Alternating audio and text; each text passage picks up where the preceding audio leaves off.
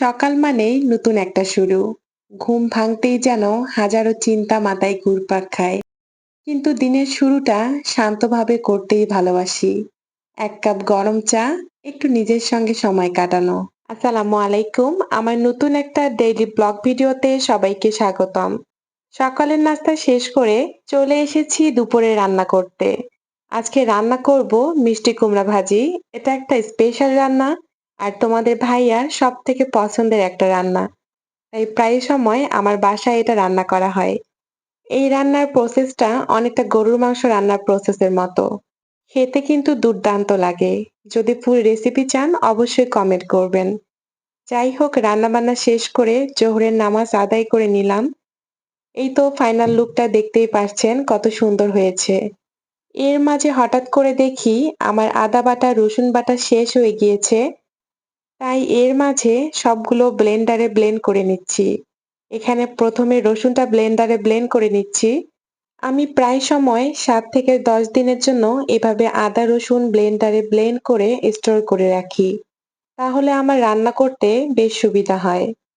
যাই হোক, এখানে সবগুলো সুন্দর মতো ব্লেন্ডারে ব্লেন্ড করে বক্সে করে ডিপ ফ্রিজে রেখে দিচ্ছি। এরপর আপনাদের ভাইয়া চলে এসেছে। একসঙ্গে দুপুরের খাবার খেয়ে নিলাম। খাবারটা কিন্তু সত্যি বলতে দুর্দান্ত ছিল। আমি কখনোই এই রেসিপিটা ফলো করে রান্না করিনি। তবে আমার শ্বশুরবাড়ি এলাকাতে এইভাবে রান্না করা হয়। আমার শাশুড়ির দেওয়া রেসিপিতে আজকে ট্রাই করেছি। তবে মাশাআল্লাহ, খেতে দুর্দান্ত লেগেছে। খাওয়া দাওয়ার পর একটা ঘুম দিয়েছি। একেবারেই আসরের সময় উঠেছি। আসরের নামাজ আদায় করে নাস্তা সেরে নিচ্ছি। এখানে পরোটা দিয়ে দুধ চা আমার কিন্তু ভীষণ প্রিয়। আমি প্রায় সময় পরোটা দিয়ে চাটা খেয়ে থাকি। কার কার পছন্দ অবশ্যই কমেন্ট করে জানাবেন। রাতের বেলা একটু তোমাদের ভাইয়া সহ বের হয়েছি বাজার করতে।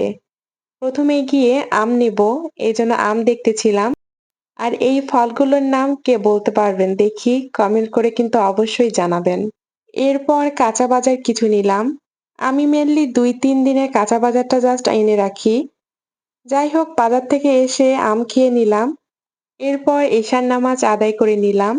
দুপুরে রান্নাটা এত পরিমাণ টেস্ট হয়েছে যে রাতে আপনাদের ভাইয়া বলছে আর অন্য কিছু রান্না করার দরকার নেই, সেটা দিয়েই খাবারটা খেয়ে নেব। আজ খাবার খেতে খেতে এখানেই বিদায় নিচ্ছি। দেখা হবে নতুন কোনো ভিডিওতে। ভালো থাকবেন। আল্লাহ হাফেজ।